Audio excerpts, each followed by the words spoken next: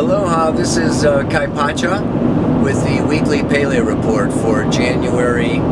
This is now January 10th of 2013. This is a weekly astrological forecast saying what's going on, and I'm on my way up to Mount Shasta here today, and I have a kind of a tight schedule. So I apologize, but I'm going to do this report while I'm driving because the sun has already gone down.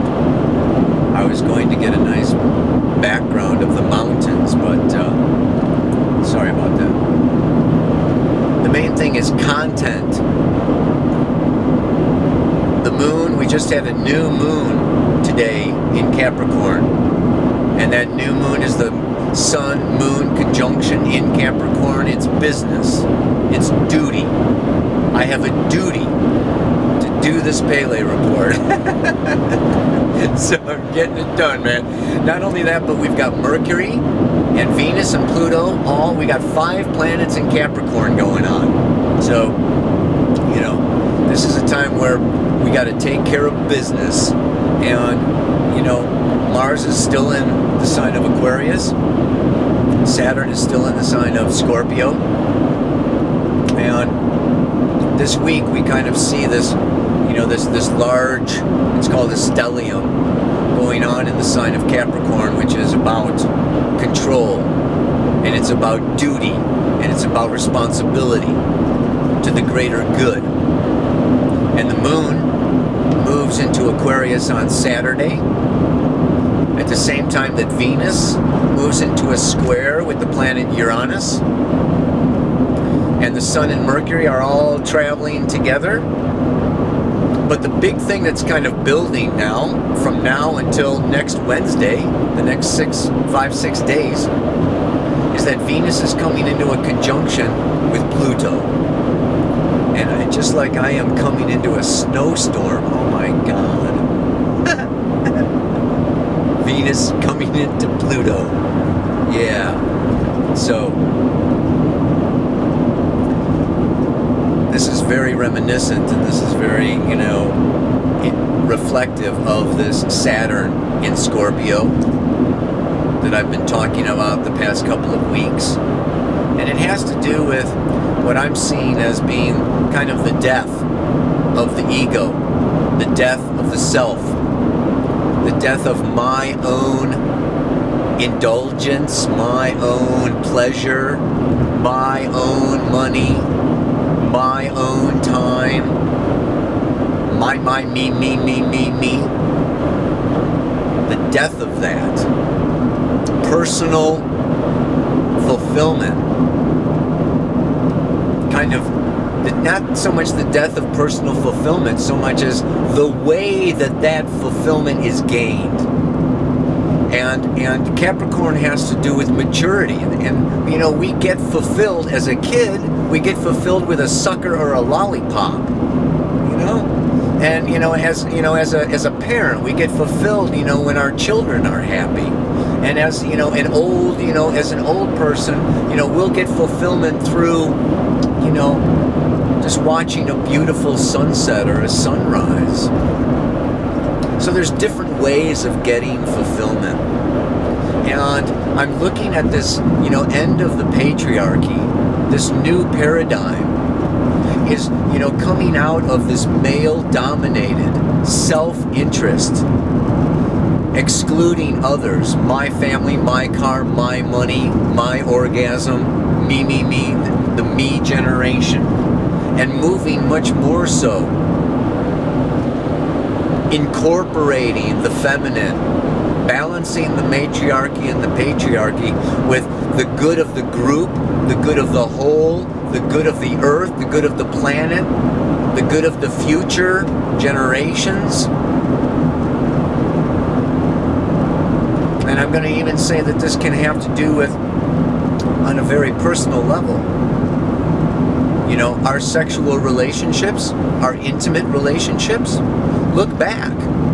Priests, nuns, gurus, you know, the priests in the temple in Egypt, You look through all the different religions, all the different approaches towards spirituality in the past. Even Kundalini Yoga is about taking that Kundalini snake energy, which is Scorpio, the snake, the serpent, the scorpion, and Kundalini energy, you do root lock. And it's all about raising, transmuting that red energy, that snake energy, and bringing it up. It can come up through the second chakra, and yeah, I want a physical orgasm. I want to create something amazing. It can raise up to the solar plexus. I want to be seen. I want to have power. I want to be on the stage. It can move into the heart. It can move into the throat, and I want to sing. We're getting more in touch with this ability to transmute energy and to not be so dominated or controlled by our physical instinctive impulses. We've got Uranus moving through Aries. Aries is our instinctive animal impulses and our hunger and our desires. And Uranus is like the most detached, non-attached sky god. He got his testicles cut off. And his testicles fell into the ocean, the collective unconscious, and out of that collective unconscious arose Venus. It was the birth of a new kind of love. Is kind of this sacrificing or letting go of an old instinctive testicular love.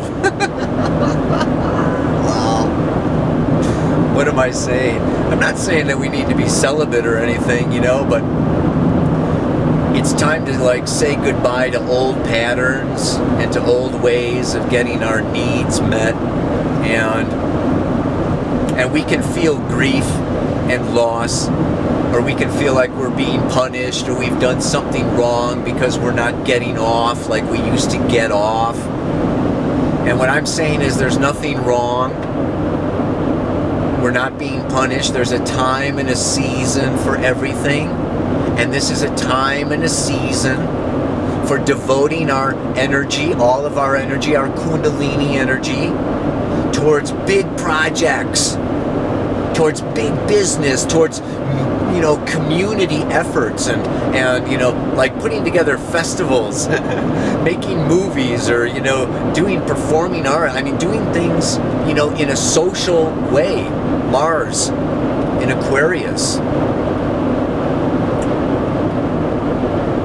So yeah, it's as things go away, bigger things come. Jupiter's in Gemini now here until June.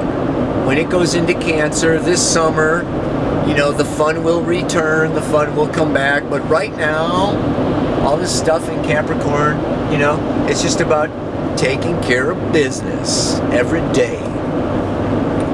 Taking care of business every way. So, the mantra for this week is, the sun sets over the mountain, closing another day. I feel my heart mourning the loss of its embrace. But before long, the moon sings her song, and distant stars take its place.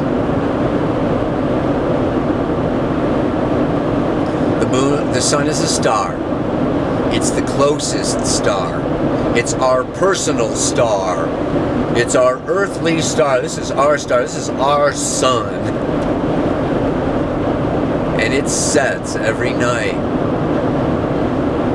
And if it's not a snowstorm and there's not all these clouds, you get a view of the galactic, the bigger, the broader, the grander, the wiser, distant stars. Wow, this is my exit. I'm here at Mount Shasta. So, The sun sets over the mountain, closing another day. I feel my heart mourning the loss of its embrace. But before long, the moon sings her song, and distant stars take its place. Aloha, namaste, so much love.